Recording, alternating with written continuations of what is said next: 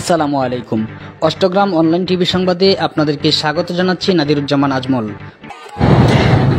কিশোরগঞ্জের অষ্টগ্রাম হুসেইনিয়া ফাজিল ডিগ্রি মাদ্রাসার প্রিন্সিপাল মাওলানা নুরুল আফসারের বিরুদ্ধে মানববন্ধন, বিক্ষোভ মিছিল ও স্মারকলিপি প্রদান করেন অষ্টগ্রাম হুসেইনিয়া ফাজিল ডিগ্রি মাদ্রাসার সাবেক ও বর্তমান শিক্ষার্থীরা।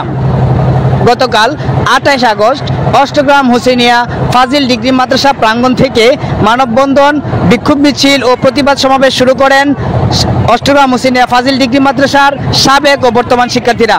এরপরে অষ্টগ্রাম উপজেলার সম্প্রসারিত প্রশাসনিক ভবন, উপজেলা নির্বাহী অফিসারের কার্যালয়ে গিয়ে স্মারকলিপি প্রদানের মাধ্যমে বিক্ষোভ মিছিল শেষ করেন।